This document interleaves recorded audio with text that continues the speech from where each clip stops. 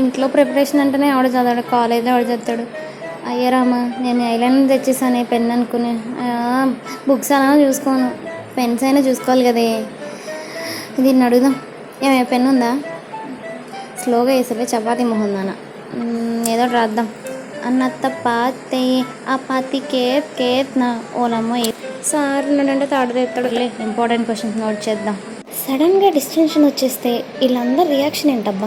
అబ్బో, మనకు చాలా రెస్పెక్ట్ ఇచ్చేస్తారేమో. అవునబ్బా, చనిపోయిన వాళ్ళ ముందు మ్యూజిక్ డప్పులు ఎందుకు వాయిస్తారబ్బా? వాళ్ళకి వినపడదుగా. ఏమోలే, ఎంత కాదనుకున్నా నెలకి ఒక 5-6 వేలు సంపాదిస్తే సంవత్సరానికి 1,00,000 రాకపోవా? అబ్బో, మేము రిచ్ అయిపోతాం. సడన్గా నాకు డిస్టెన్షన్ వస్తే ఈ స్టాఫ్ వీళ్ళందరూ రియాక్షన్ ఏంటో. ఎంతసేపు నుంచి రాసింది ఈ పెన్లో ఇంక మట్టి కావట్లా, నాలో ఉన్న ఎనర్జీ మట్టిగా అయిపోతుంది. ఉన్న ఓపిక సహనం అంతా పోతుంది. మెంటల్గా ఏం అయ్యే పనిలాగా అనిపించలేదు. అయినా ఎగ్జామ్స్ కనిపెట్టినాడు కన్ఫామ్గా ఎగ్జామ్స్ రాసి ఉండడు. ఎగ్జామ్స్ కనిపెట్టినోడు ఉన్నాడో లేడో తెలీదు, మళ్ళీ ఎగ్జామ్స్ ఎందుకో అర్థమే కాదు. ఇవన్నీ మనకు అయ్యే పనుల్లాగా లేవు. కానీ స్లిప్ పెడితే ఏమైందంటావు?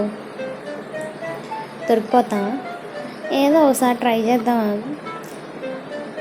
స్లిప్ని ఇలా ఫోల్డ్ చేస్తారు కదా, ఇలా ఫోల్డ్ చేసి షూలో ఎట్టుకెళ్ళిపోదాం.